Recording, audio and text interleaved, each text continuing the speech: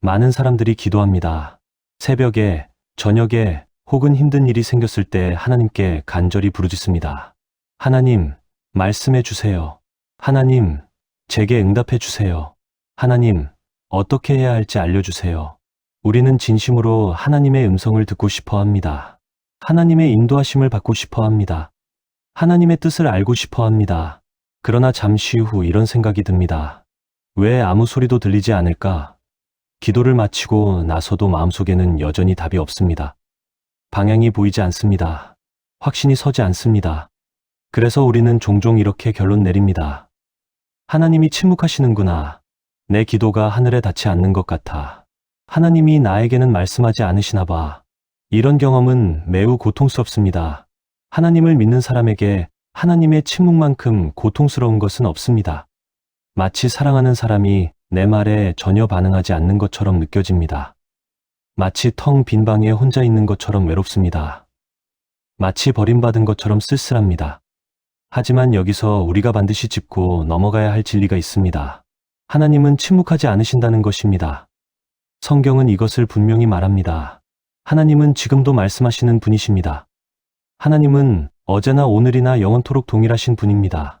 하나님은 과거의 선지자들에게 말씀하시던 그 하나님이십니다. 하나님은 지금도 당신의 자녀들에게 말씀하기를 원하십니다. 요한복음 10장 27절에서 예수님은 이렇게 말씀하셨습니다. 내 양은 내 음성을 들으며 나는 그들을 알며 그들은 나를 따르니라.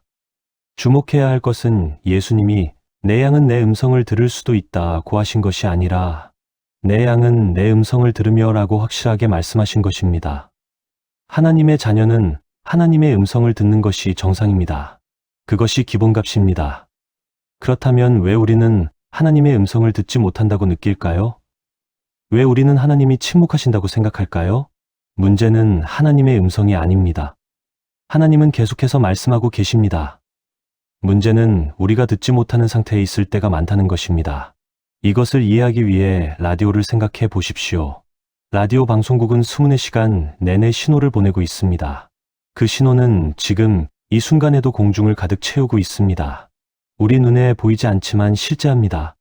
하지만 라디오를 켜고 주파수를 맞추지 않으면 우리는 그 신호를 들을 수 없습니다. 라디오가 고장난 것이 아닙니다. 방송국이 신호를 보내지 않는 것도 아닙니다. 단지 주파수가 맞지 않을 뿐입니다. 라디오가 FM 90.1에 맞춰져 있는데 우리가 원하는 방송이 FM 95.5에서 나온다면 아무리 볼륨을 높여도 그 방송을 들을 수 없습니다. 올바른 주파수에 맞춰야 합니다. 하나님의 음성도 마찬가지입니다. 하나님은 계속해서 말씀하고 계십니다. 하지만 우리의 마음이 하나님의 주파수에 맞춰져 있지 않으면 우리는 그 음성을 들을 수 없습니다.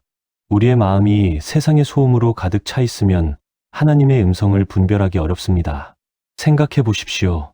우리는 하루에 얼마나 많은 소리에 노출되어 있습니까? 아침에 눈을 뜨자마자 스마트폰을 확인합니다. 뉴스 알림, 메시지 알림, SNS 업데이트가 쏟아집니다. 출근하면서 라디오를 듣거나 음악을 듣습니다. 회사에서는 이메일이 계속 들어오고 회의가 이어지며 동료들과 대화를 나눕니다. 점심시간에도 스마트폰을 보고 퇴근 후에도 TV를 보거나 유튜브를 봅니다. 우리는 침묵을 두려워하는 시대에 살고 있습니다.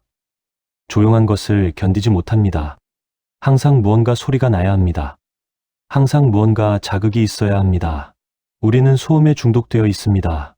그래서 정작 가장 중요한 음성, 하나님의 음성을 듣지 못합니다. 뿐만 아니라 우리의 마음은 반복된 습관으로 가득 차 있습니다. 매일 같은 생각에 패턴 같은 걱정, 같은 불안, 같은 욕심, 같은 분노가 반복됩니다. 이런 생각들이 마음속에서 계속 재생되면서 하나님의 음성을 가립니다. 마치 시끄러운 공사장에서 누군가 나를 부르는 것과 같습니다. 그 사람은 분명히 내 이름을 부르고 있습니다. 하지만 드릴 소리, 망치 소리, 기계 소리가 너무 커서 나는 그 목소리를 들을 수 없습니다. 문제는 그 사람이 부르지 않는 것이 아니라 내 주변의 소음이 너무 크다는 것입니다. 성경에는 이것을 잘 보여주는 이야기가 있습니다. 어린 사무엘의 이야기입니다. 사무엘은 성전에서 제사장 엘리를 섬기며 자라고 있었습니다. 어느 날 밤 사무엘이 누워 있는데 누군가 그의 이름을 불렀습니다. 사무엘아, 사무엘아. 사무엘은 엘리가 자기를 부른 줄 알고 달려갔습니다. 제가 여기 있나이다. 나를 부르셨나이까? 하지만 엘리는 말했습니다. 나는 부르지 아니하였으니 다시 가서 누우라. 이 일이 3번 반복되었습니다. 3번째가 되어서야 엘리는 깨달았습니다. 여호와께서 이 아이를 부르시는구나. 사무엘도 처음에는 하나님의 음성을 알아듣지 못했습니다.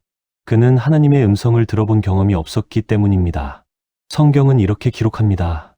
그때에는 여호와의 말씀이 희귀하여 이상이 흔히 보이지 않았더라. 하나님의 음성을 듣는 것이 일상적이지 않았던 시대였습니다. 하지만 엘리는 사무엘에게 가르쳐 주었습니다.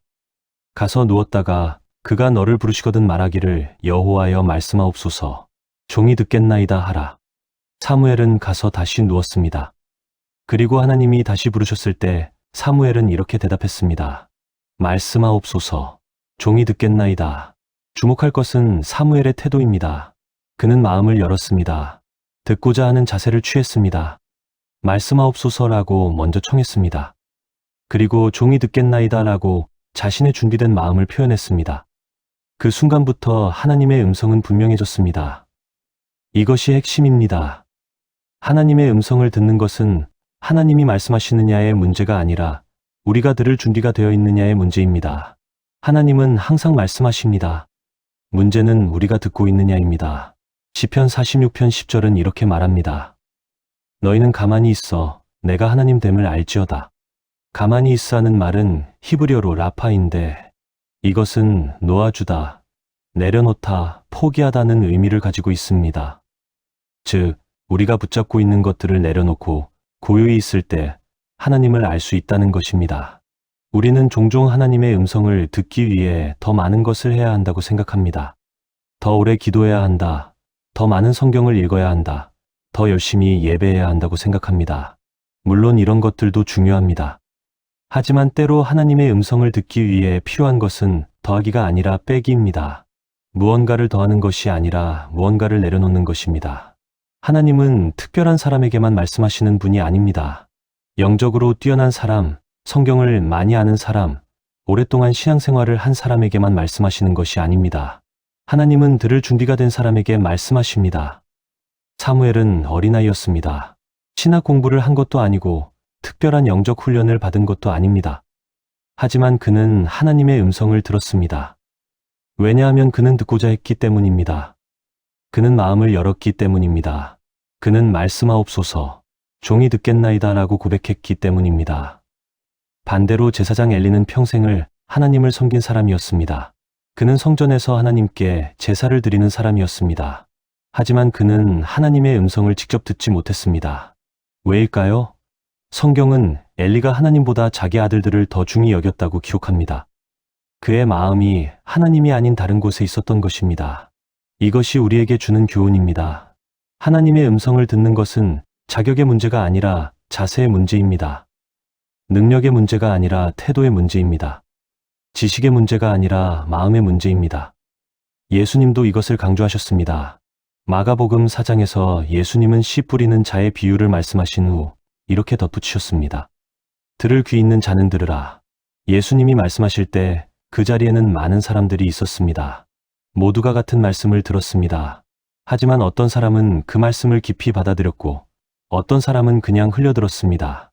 차이는 무엇이었을까요? 귀의 차이였습니다. 듣고자 하는 마음의 차이였습니다. 육체적인 귀는 모두에게 있었지만 영적인 귀, 진리를 받아들일 준비가 된 마음은 모두에게 있지 않았습니다. 오늘날도 마찬가지입니다. 하나님은 모든 사람에게 말씀하십니다.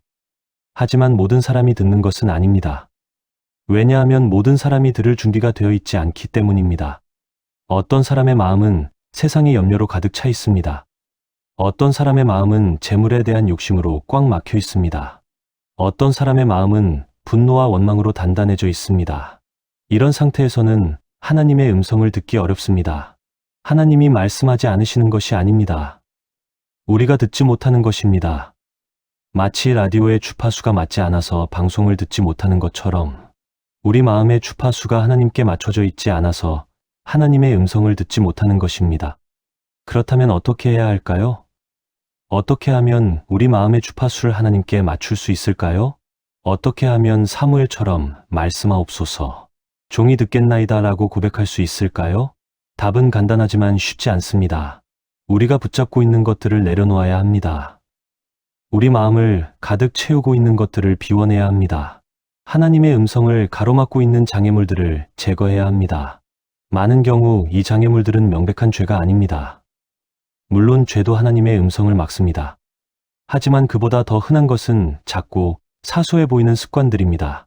나쁘다고 할 수는 없지만 도움이 되지 않는 습관들, 해롭지는 않지만 유익하지도 않은 습관들입니다. 이런 습관들이 쌓이고 쌓여서 우리와 하나님 사이에 벽을 만듭니다. 얇은 벽이지만 그 벽 때문에 하나님의 음성이 희미하게 들립니다. 분명하게 들리지 않습니다. 확실하게 분별되지 않습니다. 여기서 중요한 것은 하나님이 우리를 버리신 것이 아니라는 점입니다. 하나님이 침묵하신 것이 아닙니다. 하나님은 여전히 말씀하고 계십니다. 하나님은 여전히 우리를 사랑하십니다. 하나님은 여전히 우리와 대화하기를 원하십니다. 문제는 우리 쪽에 있습니다. 우리가 듣지 못하고 있는 것입니다. 우리가 주파수를 맞추지 못하고 있는 것입니다. 우리가 마음의 문을 닫고 있는 것입니다. 하지만 이것은 좋은 소식이기도 합니다. 왜냐하면 우리가 변화하면 상황이 달라질 수 있다는 의미이기 때문입니다. 하나님을 바꿀 수는 없습니다. 하나님은 이미 완전하시기 때문입니다. 하지만 우리는 변할 수 있습니다. 우리의 습관을 바꿀 수 있습니다. 우리의 태도를 바꿀 수 있습니다. 우리의 마음을 하나님께 열 수 있습니다. 이것이 바로 이 책이 다루고자 하는 주제입니다. 하나님의 음성을 흐리게 만드는 습관들, 그리고 그 습관들을 어떻게 내려놓을 수 있는지에 대한 이야기입니다. 이것은 단순한 자기계발서가 아닙니다. 이것은 하나님과의 관계를 회복하는 여정입니다. 하나님은 침묵하지 않으십니다. 이것을 기억하십시오. 여러분이 지금 하나님의 음성을 듣지 못한다고 느끼더라도 하나님은 여전히 말씀하고 계십니다. 하나님은 여러분을 포기하지 않으셨습니다. 하나님은 여러분과 대화하기를 원하십니다. 다음 장에서 우리는 구체적으로 어떤 습관들이 하나님의 음성을 가로막는지 살펴볼 것입니다. 그리고 그 습관들을 어떻게 하나씩 내려놓을 수 있는지 알아볼 것입니다. 변화는 가능합니다. 하나님의 음성을 듣는 것은 가능합니다. 지금부터 그 여정을 시작해 봅시다. 하나님의 음성을 가로막는 것은 거대한 죄만이 아닙니다. 많은 사람들이 이것을 오해합니다. 나는 큰 죄를 짓지 않았는데 왜 하나님의 음성이 들리지 않을까? 하고 이해합니다. 살인하지 않았고 도둑질하지 않았으며 간음하지 않았습니다. 10계명의 명백한 계명들을 어기지 않았습니다. 그런데도 하나님의 음성은 여전히 희미합니다. 사실 우리의 영적 귀를 막는 것은 대부분 작지만 반복되는 습관들입니다. 한 번 하면 아무 문제가 없어 보이는 것들입니다. 나쁘다고 할 수도 없는 것들입니다. 하지만 매일매일 반복되면서 쌓이고 쌓여서 결국 우리와 하나님 사이에 두꺼운 벽을 만듭니다. 생각해 보십시오. 눈 오는 날을 상상해 보세요. 처음에는 눈송이 하나가 내립니다. 가볍고 작고 아름답습니다. 그 눈송이 하나는 아무런 문제를 일으키지 않습니다. 하지만 눈송이가 계속 내리고 쌓이고 또 쌓이면 어떻게 될까요? 결국에는 차가 묻히고 길이 막히며 집 안에 갇히게 됩니다. 우리의 습관도 마찬가지입니다. 한 번 하는 것은 문제가 안 됩니다. 하지만 매일 반복하면 그것이 우리의 삶을 지배하기 시작합니다. 우리의 생각을 지배하고 우리의 시간을 지배하며 결국 우리와 하나님의 관계까지 지배하게 됩니다. 첫 번째로 살펴볼 습관은 의미 없이 흘려보내는 시간입니다. 우리는 시간을 어떻게 사용하고 있습니까? 아침에 눈을 뜨면 가장 먼저 무엇을 합니까? 많은 사람들이 스마트폰을 집어듭니다. 아직 침대에 누워있는 상태에서 SNS를 확인하고 뉴스를 보고 메시지를 확인합니다. 하루에 몇 시간을 SNS에서 보냅니까? 페이스북을 스크롤하고 인스타그램을 둘러보고 유튜브 영상을 하나하나 클릭하다 보면 어느새 1시간, 2시간이 지나갑니다. 저녁에 TV 앞에 앉아서 채널을 돌리다가 특별히 보고 싶은 프로그램도 없는데 그냥 화면을 쳐다보며 시간을 보냅니다. 이렇게 흘려보낸 시간을 계산해보면 놀랍습니다. 하루에 1시간씩만 의미 없이 보낸다고 해도 일주일이면 7시간, 한 달이면 30시간, 1년이면 365시간입니다. 이것은 15일이 넘는 시간입니다. 우리는 매년 보름 이상을 아무 의미 없이 흘려보내고 있는 것입니다. 그런데 하나님께 드리는 시간은 어떻습니까?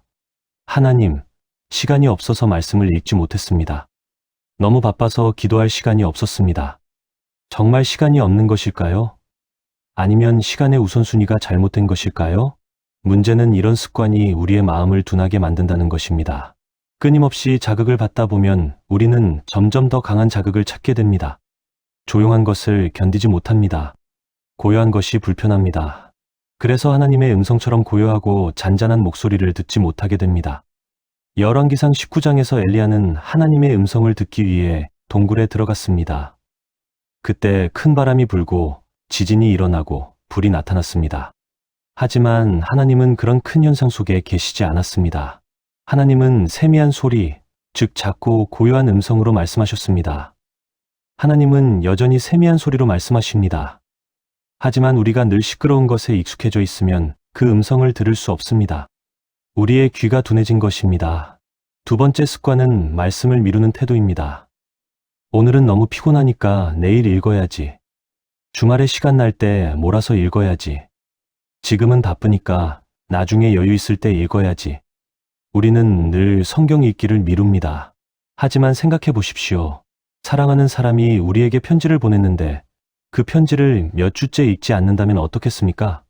그것은 그 사람을 사랑한다고 말하면서도 실제로는 무시하는 것입니다. 하나님의 말씀도 마찬가지입니다. 성경은 하나님이 우리에게 보내신 편지입니다. 그 편지를 읽지 않으면서 어떻게 하나님의 음성을 듣기를 기대할 수 있겠습니까? 디모데후서 3장 16절은 이렇게 말합니다. 모든 성경은 하나님의 감동으로 된 것으로 교훈과 책망과 바르게 함과 의로 교육하기에 유익하니. 성경은 하나님이 우리에게 말씀하시는 가장 확실한 방법입니다. 성경을 읽지 않으면서 하나님의 음성을 듣기를 원하는 것은 라디오를 켜지 않고 방송을 듣기를 원하는 것과 같습니다. 더 큰 문제는 말씀을 미루는 습관이 다른 영역으로도 번진다는 것입니다. 말씀을 미루고, 기도를 미루고, 예배를 미루고, 순종을 미루게 됩니다. 나중에 하면 되지라는 생각이 우리의 영적 생활 전체를 지배하게 됩니다. 세 번째 습관은 비교하며 스스로를 깎아내리는 생각입니다. 우리는 끊임없이 자신을 다른 사람과 비교합니다. SNS를 보면서 다른 사람의 성공을 보고 부러워합니다. 다른 사람의 행복한 가족 사진을 보면서 내 삶이 초라하게 느껴집니다. 다른 사람의 멋진 경험들을 보면서 내 인생이 지루하게 느껴집니다. 교회에서도 비교합니다. 저 사람은 기도를 그렇게 잘하는데 나는 왜 이렇게 기도가 짧을까? 저 사람은 성경을 그렇게 많이 하는데 나는 왜 이렇게 무지할까? 저 사람은 믿음이 그렇게 강한데 나는 왜 이렇게 약할까? 이런 생각들이 우리 마음을 가득 채우면 하나님의 음성을 들을 수 없습니다. 왜냐하면 우리의 귀가 다른 사람에게 집중되어 있기 때문입니다. 우리의 시선이 다른 사람을 향하고 있기 때문입니다. 하나님을 보지 않고 사람을 보고 있는 것입니다. 고린도후서 10장 12절은 경고합니다. 우리는 감히 우리를 어떤 자들처럼 스스로 칭찬하는 자와 더불어 비교하거나 평가하지 아니하노니 그들이 자기로서 자기를 측량하고 자기로서 자기를 비교하니 지혜가 없도다. 비교는 지혜롭지 못한 행동입니다. 더욱이 비교는 우리를 절망하게 만듭니다. 항상 나보다 나은 사람이 있기 때문입니다. 항상 나보다 더 성공한 사람, 더 행복해 보이는 사람, 더 영적인 것처럼 보이는 사람이 있습니다. 비교를 시작하면 끝이 없습니다. 하나님은 우리를 다른 사람과 비교하지 않으십니다. 하나님은 각 사람을 독특하게 창조하셨고 각 사람에게 고유한 계획을 가지고 계십니다. 시편 139편 14절은 이렇게 고백합니다. 내가 주께 감사하옴은 나를 지으심이 심히 기묘하심이라. 우리는 각자 하나님의 걸작품입니다. 네 번째 습관은 책임을 피하려는 마음입니다. 잘못이 생기면 우리는 본능적으로 변명을 찾습니다. 내 잘못이 아니야. 상황이 어쩔 수 없었어. 저 사람 때문이야. 환경이 나빴어 하고 책임을 전가합니다. 이것은 에덴 동산에서부터 시작된 인간의 오래된 습관입니다. 아담은 하나님께 이렇게 말했습니다. 하나님이 주셔서 나와 함께 있게 하신 여자, 그가 그 나무 열매를 내게 줌으로 내가 먹었나이다. 아담은 하와를 탓했고 심지어는 하나님까지 탓했습니다. 하나님이 주신 여자 때문이라고 말한 것입니다. 하와도 마찬가지였습니다. 뱀이 나를 꿰물어 내가 먹었나이다. 뱀을 탓했습니다. 둘 다 내가 잘못했습니다라고 말하지 않았습니다. 책임을 피하는 습관은 영적 성장을 막습니다. 왜냐하면 성장은 내 잘못을 인정하는 데서 시작되기 때문입니다. 내가 잘못했다는 것을 인정해야 고칠 수 있습니다. 책임을 회피하면 계속 같은 실수를 반복하게 됩니다. 또한 책임을 피하는 마음은 하나님의 음성을 듣지 못하게 합니다. 하나님이 우리에게 말씀하실 때 종종 우리의 잘못을 지적하십니다. 회개해야 할 부분을 보여주십니다. 변화해야 할 영역을 알려주십니다. 하지만 우리가 책임을 받아들일 준비가 되어 있지 않으면 그 음성을 듣고도 외면하게 됩니다. 5번째 습관은 용서하지 못한 채 붙잡고 있는 상처입니다. 누군가 우리에게 상처를 주었습니다. 말로, 행동으로, 무시함으로 우리를 아프게 했습니다. 그 상처를 우리는 마음속 깊이 간직하고 있습니다. 때로는 몇 년, 심지어 몇십 년 동안 그 상처를 붙잡고 있습니다. 용서하지 못한 마음은 독과 같습니다. 상대방을 해치는 것이 아니라 나 자신을 해칩니다. 마음을 굳게 만들고 생각을 어둡게 하며 영혼을 병들게 합니다. 용서하지 못한 마음으로는 하나님의 음성을 들을 수 없습니다. 예수님은 마태복음 6장에서 이렇게 가르치셨습니다.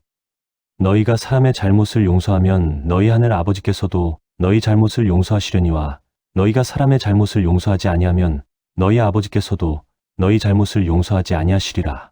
용서하지 않으면 우리와 하나님 사이에 벽이 생깁니다. 용서하지 못하는 마음은 우리의 기도를 막습니다.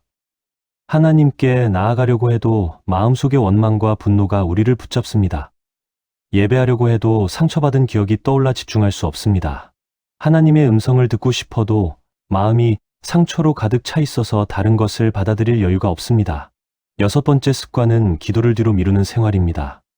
잠깐만, 이것만 먼저 하고, 조금 있다가, 저녁에 해야지 하면서 기도를 계속 미룹니다. 그러다 보면 하루가 끝나고 너무 피곤해서 침대에 쓰러집니다. 내일은 꼭 기도해야지 하고 다짐하지만 다음 날도 마찬가지입니다. 기도를 미루는 것은 사실 하나님을 우리 삶의 우선순위에서 밀어내는 것입니다. 입으로는 하나님이 첫째라고 말하지만 실제 삶에서는 다른 것들이 먼저입니다. 일이 먼저, 취미가 먼저, 휴식이 먼저, 그리고 시간이 남으면 하나님입니다. 데살로니가전서 5장 17절은 쉬지 말고 기도하라고 명령합니다. 이것은 수문의 시간 내내 무릎 꿇고 있으라는 의미가 아닙니다. 이것은 기도하는 삶의 태도를 유지하라는 의미입니다. 하나님과 끊임없이 대화하며 살라는 것입니다. 하지만 기도를 미루는 습관이 있으면 이것이 불가능합니다. 하나님과의 대화가 일상이 되지 않고 특별한 경우에만 하는 행사가 되어버립니다. 그러면 하나님의 음성도 일상적으로 듣는 것이 아니라 가끔씩만 경험하는 것이 됩니다. 7번째이자 가장 근본적인 습관은 하나님보다 나 자신을 더 의지하는 습관입니다. 이것이 모든 문제의 뿌리입니다. 우리는 입으로는 하나님을 신뢰한다고 말하지만 실제로는 내 힘, 내 지혜, 내 능력을 더 믿습니다. 문제가 생기면 가장 먼저 내 머리로 해결책을 찾습니다. 내 경험을 돌아보고 내 지식을 동원하며 내 방법을 시도합니다. 기도는 마지막 수단입니다. 내가 다 해봤는데 안 되면 그때 하나님께 매달립니다. 잠언 3장 5에 6절은 이렇게 가르칩니다. 너는 마음을 다하여 여호와를 신뢰하고 내 명철을 의지하지 말라. 너는 범사에 그를 인정하라. 그리하면 내 길을 지도하시리라. 하나님을 신뢰하는 것과 내 명철을 의지하는 것은 반대되는 것입니다. 내 명철을 의지하는 습관은 우리를 교만하게 만듭니다. 나는 할 수 있어. 내가 알아서 하면 돼. 내 방식이 최선이야 하는 생각이 마음을 지배합니다. 이런 상태에서는 하나님의 인도하심이 필요 없습니다. 하나님의 음성을 구할 이유도 없습니다. 또한 이 습관은 우리를 불안하게 만듭니다. 모든 것을 내가 책임져야 한다는 부담감이 우리를 짓누릅니다. 실패하면 어떡하나, 틀리면 어떡하나 하는 두려움이 항상 따라다닙니다. 하지만 하나님을 의지하면 그 부담을 내려놓을 수 있습니다. 이 습관들은 소리 없이 우리의 영적 귀를 닫아버립니다.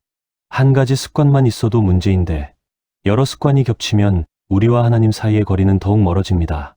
하나님은 말씀하시지만 우리는 이미 너무 많은 소리에 익숙해져 있습니다. 세상의 소리, 사람들의 소리, 그리고 무엇보다 내 자신의 소리에 익숙해져 있습니다. 성경은 말합니다. 너는 마음을 다하여 여호와를 신뢰하고 내 명철을 의지하지 말라. 이 말씀은 단순히 외워야 할 구절이 아니라 살아야 할 원리입니다. 하나님의 음성을 듣는 삶은 정보를 더 얻는 것이 아니라 붙잡고 있던 것들을 내려놓는 데서 시작됩니다. 의미 없이 시간을 흘려보내는 습관을 내려놓으십시오. 말씀을 미루는 태도를 내려놓으십시오. 비교하며 자신을 깎아내리는 생각을 내려놓으십시오. 책임을 피하려는 마음을 내려놓으십시오. 용서하지 못한 상처를 내려놓으십시오. 기도를 뒤로 미루는 생활을 내려놓으십시오. 그리고 무엇보다 나 자신을 의지하는 습관을 내려놓으십시오. 이것이 쉽다고 말하지 않겠습니다. 이 습관들은 오랫동안 우리와 함께 있었습니다. 어쩌면 수십 년 동안 반복되어 왔을 수도 있습니다. 이런 습관을 하루아침에 바꾸는 것은 불가능합니다. 하지만 불가능하지도 않습니다. 하나님의 은혜로 가능합니다. 한 번에 완벽하게 바꾸려고 하지 마십시오. 한 가지씩, 하루씩, 조금씩 바꿔가십시오. 오늘 한 가지 습관을 의식하고 내일 그것을 바꾸기 위해 한 걸음 내딛고 모레 다시 시도하십시오. 중요한 것은 완벽함이 아니라 방향입니다. 하나님을 향해 나아가고 있느냐가 중요합니다. 넘어져도 괜찮습니다. 다시 일어나면 됩니다. 실패해도 괜찮습니다. 다시 시작하면 됩니다. 하나님은 우리의 완벽함을 요구하지 않으십니다. 하나님은 우리의 진심을 보십니다. 다음 장에서 우리는 이 습관들을 구체적으로 어떻게 내려놓을 수 있는지 살펴볼 것입니다. 어떻게 하면 마음의 공간을 만들어서 하나님의 음성이 머물 수 있게 할 수 있는지 알아볼 것입니다. 변화는 가능합니다. 하나님의 음성을 듣는 삶은 가능합니다. 지금부터 그 여정을 계속해 봅시다. 내려놓음이 시작될 때 하나님의 음성은 갑작스러운 환청처럼 들리지 않을 수 있습니다. 많은 사람들이 하나님의 음성에 대해 오해하고 있습니다. 마치 천둥소리처럼 하늘에서 큰 소리가 들릴 것이라고 기대합니다. 혹은 머릿속에 분명한 문장으로 음성이 울려 퍼질 것이라고 생각합니다. 영화에서 보는 것처럼 극적이고 초자연적인 경험을 기대합니다. 물론 하나님은 그런 방식으로도 말씀하실 수 있습니다. 성경에는 그런 사례들이 있습니다. 모세는 불붙는 떨기나무에서 하나님의 음성을 들었습니다. 사울은 다메섹으로 가는 길에서 하늘에서 빛과 함께 예수님의 음성을 들었습니다. 하지만 이런 경험은 예외적입니다. 대부분의 경우 하나님은 훨씬 더 은밀하고 부드러운 방식으로 말씀하십니다. 대신 하나님의 음성은 마음이 정돈되는 방식으로 다가옵니다. 혼란스럽던 생각들이 갑자기 정리됩니다. 복잡하게 얽혀있던 문제들이 단순해집니다. 어지러웠던 마음이 평온해집니다. 이것이 하나님의 음성이 임하는 첫 번째 방식입니다. 고린도전서 14장 33절은 이렇게 말합니다. 하나님은 무질서의 하나님이 아니시오 오직 화평의 하나님이시니라. 하나님이 말씀하실 때 혼란이 아니라 질서가 옵니다. 불안이 아니라 평안이 옵니다. 하나님의 음성은 우리 내면의 정돈을 가져옵니다. 생각해 보십시오. 여러 날 동안 어떤 문제로 고민했습니다. 이렇게 해야 할지 저렇게 해야 할지 결정하지 못했습니다. 밤에 잠을 이루지 못하고 계속 그 문제를 생각했습니다. 마음이 복잡하고 무겁고 답답했습니다. 그런데 어느 날 아침 기도하는 중에 혹은 말씀을 읽다가 혹은 조용히 산책하는 중에 갑자기 마음이 정리됩니다. 아, 이렇게 해야겠구나 하는 확신이 옵니다. 억지로 만들어낸 결론이 아닙니다. 자연스럽게 떠오른 방향입니다. 그리고 그 방향을 생각하면 마음이 편안해집니다. 이것이 하나님의 음성입니다. 천둥 같은 소리가 아니라 마음의 정돈입니다. 극적인 현상이 아니라 내면의 평안입니다. 하나님은 우리 마음을 정리하심으로써 말씀하십니다.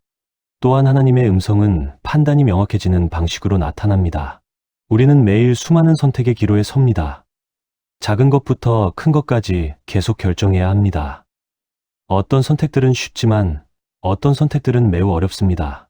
특히 도덕적으로 애매한 상황, 옳고 그름이 분명하지 않은 상황에서 우리는 혼란스러워합니다. 하지만 하나님께 귀를 기울일 때 우리의 판단력이 선명해집니다. 무엇이 옳은지가 분명해집니다. 무엇을 해야 할지가 명확해집니다. 이것도 하나님의 음성입니다. 히브리서 5장 14절은 이렇게 말합니다. 단단한 음식은 장성한 자의 것이니 그들은 지각을 사용함으로 연단을 받아 선악을 분별하는 자들이니라. 하나님과 가까이 동행하는 사람은 선악을 분별하는 능력이 자랍니다. 이것은 하나님의 음성을 지속적으로 듣기 때문입니다. 어떤 사람들은 이렇게 말합니다. 어떻게 그것이 하나님의 음성인지 내 생각인지 구분할 수 있나요? 좋은 질문입니다. 하지만 답은 의외로 간단합니다. 하나님의 음성은 항상 평안을 가져옵니다. 하나님의 음성은 항상 성경 말씀과 일치합니다. 하나님의 음성은 항상 사랑으로 인도합니다. 반대로 불안을 가져오는 것, 성경과 모순되는 것, 이기심으로 이끄는 것은 하나님의 음성이 아닙니다. 빌립보서 4장 7절은 하나님의 평강이 그리스도 예수 안에서 너희 마음과 생각을 지키시리라고 약속합니다. 하나님의 인도하심에는 항상 평강이 따라옵니다. 그리고 하나님의 음성은 선택의 방향이 분명해지는 방식으로 다가옵니다. 여러 길이 앞에 놓여 있을 때, 어느 길로 가야 할지 혼란스러울 때 하나님의 음성을 들으면 방향이 선명해집니다. 마치 안개가 걷히고 길이 보이는 것과 같습니다. 이사야 30장 21절은 이렇게 약속합니다. 너희가 오른쪽으로 치우치든지 왼쪽으로 치우치든지 내 뒤에서 말소리가 내 귀에 들려 이르기를 이것이 바른 길이니 너희는 이리로 가라 할 것이며, 하나님은 우리가 길을 잃지 않도록 방향을 알려주십니다. 중요한 것은 하나님의 음성이 항상 우리가 기대하는 방식으로 오는 것은 아니라는 점입니다. 때로는 성경 말씀을 통해 옵니다. 말씀을 읽는데 어떤 구절이 마음에 강하게 다가옵니다. 수백 번 읽었던 구절인데 오늘따라 새롭게 보입니다. 그 말씀이 바로 지금 내가 처한 상황에 대한 하나님의 대답입니다. 때로는 다른 사람을 통해 옵니다. 목사님의 설교를 듣는데, 친구와 대화하는데, 책을 읽는데 어떤 말이 내 마음을 꿰뚫습니다. 바로 이거야. 하나님이 나에게 하시는 말씀이야 하는 확신이 옵니다. 하나님은 다른 사람의 입을 통해서도 말씀하십니다. 때로는 환경을 통해 옵니다. 문이 열리거나 닫힙니다. 기회가 생기거나 사라집니다.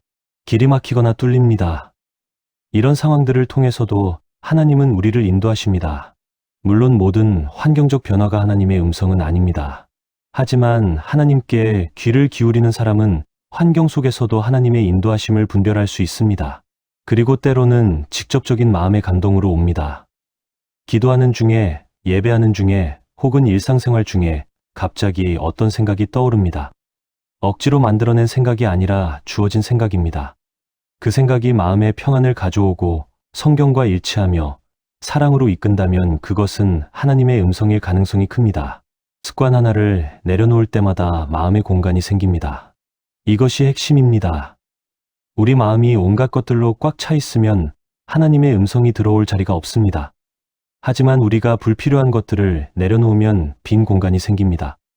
그 공간에 하나님의 말씀이 머무릅니다. 예를 들어 의미 없이 시간을 흘려보내는 습관을 내려놓았다고 생각해 보십시오. 하루에 1시간씩 SNS를 보던 것을 줄였습니다. 그러면 1시간의 시간이 생깁니다. 그 시간에 성경을 읽고, 기도하고, 묵상할 수 있습니다. 그러면 하나님의 음성을 들을 기회가 1시간 늘어나는 것입니다. 말씀을 미루는 태도를 내려놓았다고 생각해 보십시오. 내일 읽어야지 하던 것을 오늘 읽어야지로 바꿨습니다. 그러면 매일 하나님의 말씀과 만나게 됩니다. 하나님이 성경을 통해 말씀하실 기회가 매일 생기는 것입니다. 비교하는 마음을 내려놓았다고 생각해 보십시오.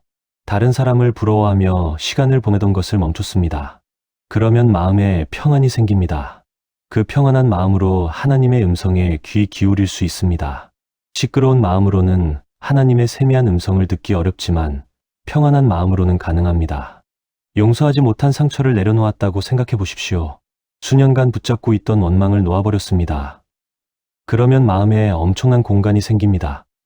원망과 분노가 차지하고 있던 그 큰 공간이 비워지는 것입니다. 그 공간에 하나님의 사랑과 평안과 기쁨이 채워집니다. 나 자신을 의지하는 습관을 내려놓았다고 생각해 보십시오. 내가 할 수 있어 하는 교만을 버리고 하나님 도와주세요 하고 겸손해졌습니다. 그러면 하나님이 일하실 공간이 생깁니다. 내가 모든 것을 통제하려고 할 때는 하나님이 개입하실 여지가 없습니다.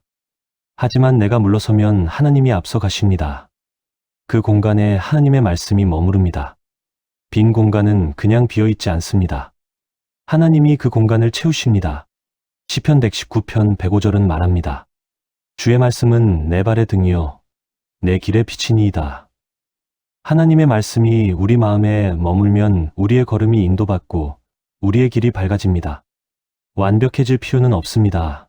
이것이 중요한 진리입니다. 많은 사람들이 나는 아직 준비가 안 됐어. 나는 아직 자격이 없어. 나는 아직 완벽하지 않아 하면서 하나님께 나아가지 못합니다. 하지만 하나님은 완벽한 사람을 찾지 않으십니다. 노아를 생각해 보십시오.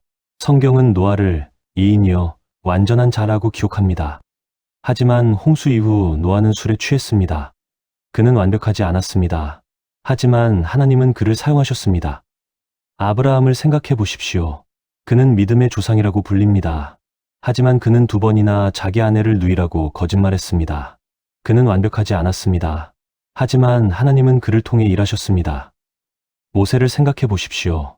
그는 이스라엘을 이끈 위대한 지도자였습니다. 하지만 그는 사람을 죽인 적이 있었고 화를 참지 못해서 약속의 땅에 들어가지 못했습니다. 그는 완벽하지 않았습니다. 하지만 하나님은 그와 대면하여 말씀하셨습니다. 다윗을 생각해 보십시오. 그는 하나님의 마음에 합한 사람이라고 불렸습니다. 하지만 그는 간음하고 살인을 사주했습니다. 그는 완벽하지 않았습니다. 하지만 하나님은 그를 통해 메시아의 계보를 이어가셨습니다. 베드로를 생각해 보십시오. 그는 예수님의 수제자였습니다. 하지만 그는 예수님을 3번이나 부인했습니다. 그는 완벽하지 않았습니다. 하지만 예수님은 그를 교회의 기둥으로 세우셨습니다. 바울을 생각해 보십시오. 그는 위대한 사도였습니다. 하지만 그는 과거의 크리스천들을 박해했습니다. 그는 완벽하지 않았습니다. 하지만 하나님은 그를 통해 복음을 이방인들에게 전하셨습니다. 성경의 모든 위인들을 보십시오. 완벽한 사람은 한 명도 없습니다. 오직 예수님만이 완벽하셨습니다. 나머지는 모두 연약하고 실수하고 넘어지고 실패하는 사람들이었습니다. 하지만 하나님은 그들을 사용하셨습니다. 하나님은 순종하려는 사람을 기뻐하십니다. 완벽하게 순종하는 사람이 아니라 순종하려고 노력하는 사람입니다. 완벽하게 성공하는 사람이 아니라 실패해도 다시 일어나는 사람입니다. 한 번도 넘어지지 않는 사람이 아니라 넘어져도 다시 시작하는 사람입니다. 야고보서 4장 8절은 약속합니다. 하나님을 가까이 하라 그리하면 너희를 가까이 하시리라. 하나님께 한 걸음 다가가면 하나님이 우리에게 다가오십니다. 완벽하게 뛰어갈 필요가 없습니다. 비틀거리며 걸어가도 됩니다. 기어가도 됩니다. 방향만 맞으면 됩니다. 하나님은 다시 시작하려는 사람을 기뻐하십니다. 예레미야가 3장 2에 2, 3절은 이렇게 고백합니다. 여호와의 인자와 긍휼이 무궁하심으로 우리가 진멸되지 아니함이니이다.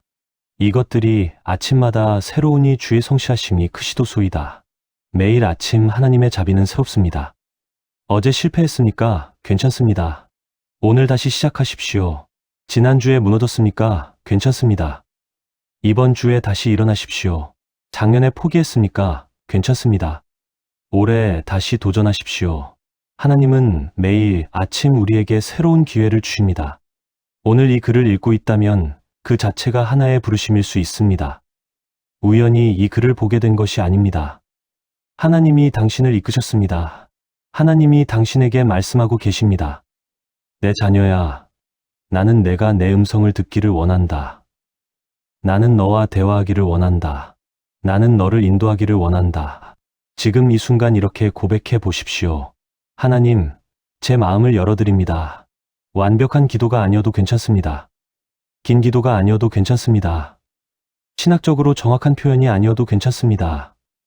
진심만 있으면 됩니다. 불필요한 습관을 내려놓고 주님의 음성을 듣기 원합니다. 이것이 여러분의 고백이 되기를 바랍니다. 한 번에 모든 습관을 내려놓을 수 없을 수도 있습니다. 괜찮습니다. 하나씩 내려놓으십시오. 오늘 한 가지만 내려놓으십시오. 내일 또 한 가지를 내려놓으십시오. 의미 없이 시간을 보내는 습관부터 시작할 수 있습니다. 오늘 하루만 SNS를 덜 보십시오. 그 시간에 성경을 펼치십시오. 단 5분만이라도 괜찮습니다. 5분도 하나님께 드리면 하나님이 그 5분을 통해 말씀하실 수 있습니다. 말씀을 미루는 태도를 바꿀 수 있습니다. 오늘 밤 자기 전에 성경 한 장만 읽으십시오. 이해가 안 되어도 괜찮습니다. 감동이 없어도 괜찮습니다. 일단 읽으십시오. 하나님은 우리가 읽을 때 말씀하십니다. 비교하는 마음을 내려놓을 수 있습니다. 오늘 하루만 다른 사람의 SNS를 보지 마십시오. 대신 하나님이 여러분에게 주신 것들을 세어보십시오. 감사할 것들을 찾아보십시오. 감사하는 마음이 비교하는 마음을 물리칩니다. 용서하지 못한 상처를 내려놓을 수 있습니다. 오늘 하나님께 기도하십시오. 하나님, 저는 아직 완전히 용서할 수 없습니다. 하지만 용서하기를 원합니다. 저를 도와주세요. 이 기도로 시작하십시오. 용서는 한 번에 완성되지 않습니다. 하지만 이 기도로 시작할 수 있습니다. 나 자신을 의지하는 습관을 내려놓을 수 있습니다. 오늘 하루 모든 일을 시작하기 전에 짧게라도 기도하십시오. 하나님, 이 일에 함께해 주세요. 하나님, 이 결정을 인도해 주세요. 하나님, 저를 도와주세요. 이렇게 하나님을 인정하는 것이 의지하는 것의 시작입니다. 하나님의 음성은 멀리 있지 않습니다. 하늘 저 너머에 있지 않습니다. 복잡한 의식을 통해서만 들을 수 있는 것도 아닙니다. 하나님의 음성은 바로 여기 우리 가까이에 있습니다. 로마서 10장 8절은 말합니다. 말씀이 내게 가까워 내 입에 있으며 내 마음에 있다. 내려놓음이 시작되는 바로 그 자리에서 다시 들리기 시작합니다. 여러분이 첫 걸음을 내딛는 순간 하나님의 음성이 선명해지기 시작할 것입니다. 한 가지 습관을 내려놓는 순간 마음의 공간이 생기고 그 공간에 하나님의 말씀이 채워질 것입니다. 완벽하지 않아도 괜찮습니다. 느려도 괜찮습니다. 실수해도 괜찮습니다. 중요한 것은 시작하는 것입니다. 오늘 시작하십시오. 지금 이 순간 시작하십시오. 하나님은 여러분이 그 첫걸음을 내딛기를 기다리고 계십니다. 그리고 여러분이 한 걸음 다가가면 하나님이 여러분께 달려오실 것입니다. 하나님의 음성을 듣는 삶으로의 여정에 여러분을 초대합니다. 이 여정은 쉽지 않을 수 있습니다. 하지만 가치 있는 여정입니다. 이 여정을 통해 여러분은 하나님을 더 깊이 알게 될 것입니다. 하나님과 더 친밀한 관계를 맺게 될 것입니다. 그리고 하나님의 인도하심을 분명히 경험하게 될 것입니다. 지금 시작하십시오. 내려놓으십시오. 그리고 들으십시오. 하나님이 말씀하고 계십니다. 이 영상이 여러분의 삶에 위로와 평안이 되었다면 좋아요와 구독으로 함께 해주시고 댓글에 아멘 남겨주세요.